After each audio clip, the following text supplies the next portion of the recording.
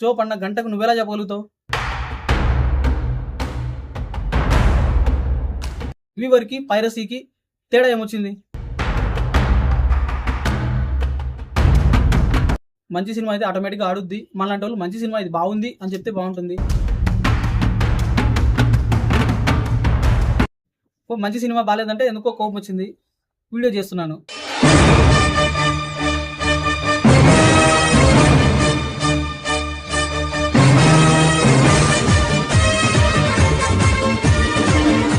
రాజు weds Rambai ఈ cinema review గురించి మాట్లాడదాం. బేసిక్గా ఈ సినిమాకు రివ్యూ చెప్పడం కంటే ముందు ఈ సినిమా మీద కొందరు రివ్యూవర్లు రివ్యూ ఇచ్చిన రివ్యూ చూస్తుంటే మైండ్ పోయింది. ఆ వాళ్ళు ఇచ్చిన రివ్యూని బట్టి ఈ సినిమా మీద కొంచెం నాకు ఒక అంచనా వచ్చింది. ఆ అంచనా వల్ల సినిమాకే వెళ్ళకూడదు అని డిసైడ్ అయ్యి సండే వరకు సినిమాకి కూడా వెళ్ళాలి. బట్ సండే సినిమాకి వెళ్ళాను. ఆ సినిమా ఏ విధంగా ఉంది చూసిన తర్వాత రివ్యూవర్ల మీద నా రియాక్షన్ ఏంటి, ఆ సినిమా అనేది మనం చూడొచ్చా లేదా అనేది ఈ వీడియో చూసి తెలుసుకోండి. ఫస్ట్ సినిమా గురించి మాట్లాడదాం ఫ్రెండ్స్. సినిమా విషయానికి వస్తే రాజు వెడ్స్ రాంబాయ్ నాకైతే ఒక యాప్ట్ టైటిల్, ఈ సినిమాకు ఒక యాప్ట్ టైటిల్ అనిపించింది. క్లైమాక్స్ ఏదైతే ఉందో అది ఎమోషనల్గా మనల్ని చేస్తుంది. అండ్ థియేటర్ నుంచి బయటకు వచ్చిన తర్వాత ఒక 2-3 డేస్ మనకు అది మైండ్లో అలాగే ఉంటుంది. అంత ఇంపాక్ట్ ఇచ్చింది నాకైతే. స్టోరీ విషయానికి వస్తే ఈ మూవీ అనేది 2002-2010 ఆ టైంలో జరుగుతున్న ఒక లవ్ స్టోరీ.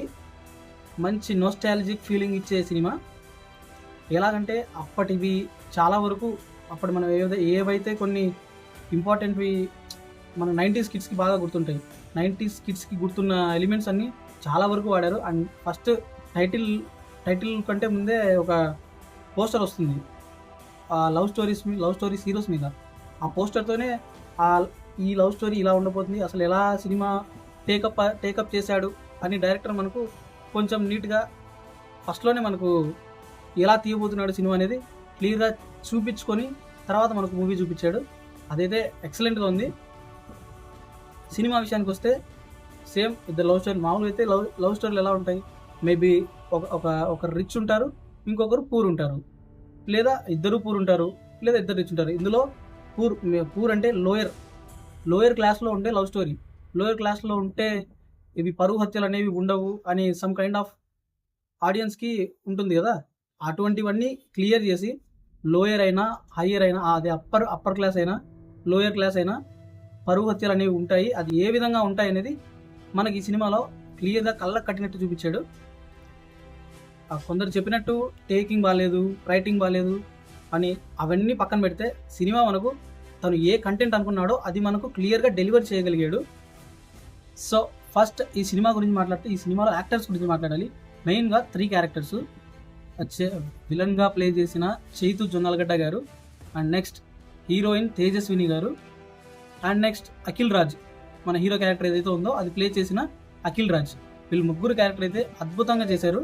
ఆ క్లైమాక్స్లో యాక్ట్ చేసిన ముగ్గురు, ఒకరు విలనిజం ఏ విధంగా పండించారో ఇంకా ఇద్దరు అదే విధంగానే ఎమోషనల్గా మనల్ని హెల్ప్ చేయగలిగారు. సో ఈ సినిమా అయితే నాకైతే నచ్చింది. యాక్చువల్గా ఈ రివ్యూవర్స్ ఇచ్చిన రివ్యూ చూసి ఏం వెళ్తావు సినిమాకు అనే విధంగా నా మైండ్ సెట్ అయిపోయింది. అంత ఏముంది లే, ఊరికి హైప్ చేస్తున్నారని. నేను వద్దంటున్నా కూడా మా ఫ్రెండ్ గాడి వల్ల సినిమాకి వెళ్ళాల్సి వచ్చింది. సినిమాకి అయితే వెళ్ళాను. సినిమా చూసిన తర్వాత ఇంటర్వెల్ వరకు చూసి వచ్చేద్దాము అనే విధంగానే ఉన్న మైండ్ సెట్తోనే చూశాను నేను. బట్ క్లైమాక్స్ వరకు హుక్ చేసుకొని నన్ను కూర్చోబెట్టింది ఆ సినిమా. సో సినిమా ఇది 1 టైం వర్త్ వాచబుల్. నాకు తెలిసి రీసెంట్ టైంలో మంచి లవ్ స్టోరీ, ఆ కోర్ట్ కావచ్చు, లిటిల్ హార్ట్స్ కావచ్చు, ఈ రాజు వెడ్స్ రాంబాయ్ సినిమా కావచ్చు, ఇలా చిన్న సినిమాలు కూడా మనం ఎంకరేజ్ చేయగలిగితే పెద్ద సక్సెస్లే చూస్తాయి. నేనైతే ఏం ఎక్స్పెక్టేషన్స్ లేకుండా సినిమాకి వెళ్ళాను, నేను ఎంజాయ్ చేయగలిగాను. ఇప్పుడు ఆ రివ్యూవర్స్ విషయానికి వద్దాం. వాళ్ళు చెప్పింది ఏంటి, సినిమాలో ఉంది ఏంటి అని. యాక్చువల్గా నాకు తెలిసి ఈ రివ్యూవర్లు అందరూ, నా గురించి తర్వాత మాట్లాడదాం, ఈ రివ్యూవర్లు అందరూ సినిమాలు ఈ రివ్యూని చెప్పి చెప్పి చెప్పి చెప్పి సినిమాలాగా చూడడం మర్చిపోయారు. అందరు ఉంటారు తెలుగు సినిమాలు అంటే చాలు వీళ్ళకి ఎక్కడలేని లూప్ హోల్స్ అన్నీ కనిపించేస్తాయి. అదే వేరే లాంగ్వేజ్ సినిమాలు, మేబీ ఇంటర్నేషనల్ సినిమాలో అయితే వీళ్ళకు అవి అవి డల్ అయినా, ఇన్ఫ్యాక్ట్ చెప్పాలంటే కొన్ని సినిమాలు ఉంటాయి ఇంగ్లీష్లో జనాలకు మ్యాక్సిమం నచ్చవు, అటువంటివి కూడా వీళ్ళు హైప్ చేసి వదిలేస్తారు. అదే మన తెలుగు సినిమాలో కొంచెం మంచిగా ఉన్న సినిమాలను కూడా వీళ్ళు నెగిటివ్ రివ్యూస్ చెప్పి నాశనం చేస్తూ ఉన్నారు. యాక్చువల్గా ఈ సినిమాలో అంత నెగిటివిటీ స్ప్రెడ్ చేయాల్సినంత సినిమా కాదు. సినిమా యాక్చువల్గా బాగుంది, టెక్నికాలిటీ పరంగా మేబీ ఫస్ట్ డైరెక్టర్గా ఫస్ట్ మూవీ కాబట్టి తను ఏది చూపించాలనుకుంటే అది మనకు కరెక్ట్గా చూపించగలిగాడు అనుకుంటున్నాను. సో ఒక ఆడియన్గా, కామన్ ఆడియన్గా నేను చూసినప్పుడు నాకు అందులో ఏం డిఫెక్ట్ ఏం కనిపించలేదు. కానీ మీరు రివ్యూవర్ లాగా పోయి కూర్చొని లోపల సినిమా చూస్తే, మీరు బుక్ పెన్ను పట్టుకొని రాసుకుంటా కూర్చుంటే అక్కడ మీకు పాయింట్లే ఉంటాయి, సినిమా కనిపిస్తుంది.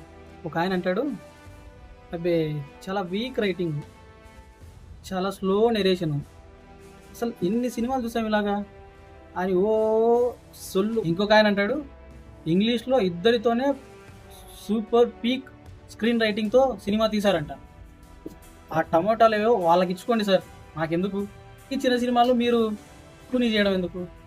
యాక్చువల్గా ఓ సినిమా లవర్గా చెప్తున్నా, సినిమాకి అనేవి చాలా కష్టాలు ఉంటాయి. జనరల్గా రివ్యూ చెప్పేవాళ్ళం మనలాంటి వాళ్ళం చూస్తాం, $150, $300, మేబీ మీరు $300 పెట్టి చూసేవాళ్ళు కూడా ఉన్నారు. ఈ $300 పెట్టి సినిమా చూసేవాళ్ళు చూసామా, మంచి సినిమా అయితే ఓ 2 రోజుల తర్వాత 3 రోజుల తర్వాత మంచి సినిమా అయితే ఆటోమేటిక్గా ఆడుద్ది. మనలాంటి వాళ్ళు మంచి సినిమా ఇది బాగుంది అని చెప్తే బాగుంటుంది, లేదా బాగలేని సినిమాను ఇందులో ఇది బాగాలేదని మేబీ ఓ 4th డేనో 5th డేనో చెప్తే బాగుంటుంది. అలా కాకుండా పెట్టిన డేనే మార్నింగ్ షో పైరసీ కంటే దారుణంగా మీరు తయారైపోయి షో పడిన గంటకు, షో అయిపోయిన గంటకు అరగంట కల్లా మీరు రివ్యూ పెట్టేసి అబ్బే ఇది ఏమి సినిమా అస్సలు బాగాలేదు, వరస్ట్, చిచి చిచి చి అంటారు. మీరు బాగోలేవు అని చెప్పిన 100కి 70%, 70% సినిమాలు బాగున్నాయి. నీకు ఒక్కడికి నచ్చలేదన్న కారణంతో ఎంతమంది నువ్వు సినిమాకి పోకుండా చేస్తున్నావు తెలుసా? సో దయచేసి మానుకోండి. మీకు సినిమా బాగుంది అనిపిస్తే మీరు రివ్యూ ఎప్పటికైనా 3rd డేనో 4th డేనో పెడితే అది సినిమా ఇండస్ట్రీ వాళ్ళకు మంచిది, మనకు మంచిది యాజ్ ఆడియన్గా. ఎందుకంటే ఇప్పుడు నేనే ఉన్నా, సినిమాకి వెళ్ళాలనుకుంటున్నా, మీరు రివ్యూ పెట్టారు ఫస్ట్ డే, సినిమా బాగాలేదని చెప్పారు. యాక్చువల్గా నేను సినిమాకి వెళ్తే నాకు అది నచ్చొచ్చు. కొందరు ఉన్నారు, మీ బేసిక్గా మీ ఫాలోవర్స్ ఒక్కొక్కరికి 300K, ఒకరికి 2 సంథింగ్, ఒకరికి 170K సంథింగ్, ఇలా మీకు ఇంతమంది ఫాలోవర్స్ ఉన్నారు. అంతమందిని మీరు ఫాలోవర్స్ కాకుండా వాళ్ళు కూడా ఆడియన్సే అని మీరు కొంచెం ఫీల్ అవ్వండి. ఫీల్ అయితే మీరు కొంచెం కమర్షియల్ కదా, కమర్షియల్ అయిపోయారు మీరు, చెప్పి వేస్ట్.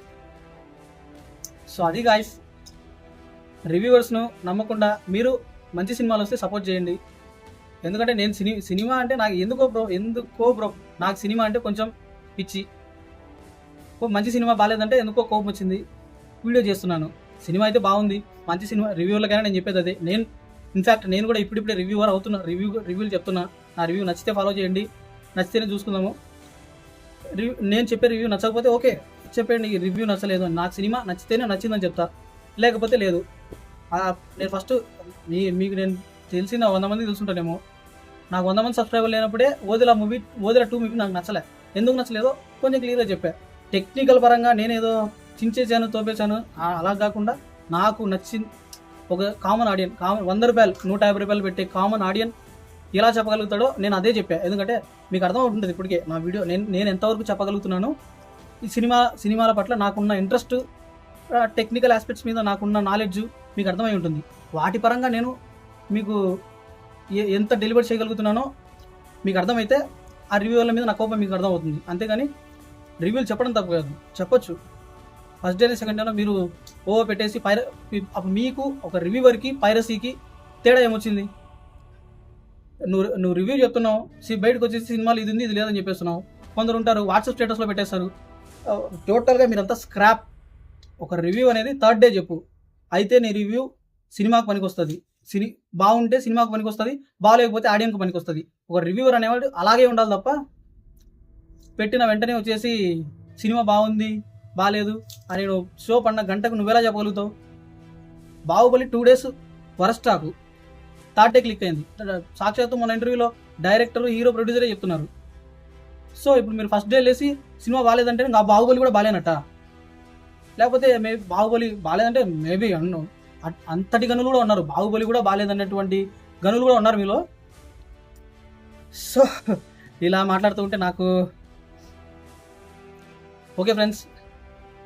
సో రాజు వెడ్స్ రాంబాయ్ సినిమా గురించి మాట్లాడదాం. అదైతే సినిమా డెఫినెట్గా ఒకసారి చూడొచ్చు, నేనైతే ఎంజాయ్ చేశాను, సినిమా బాగుంది.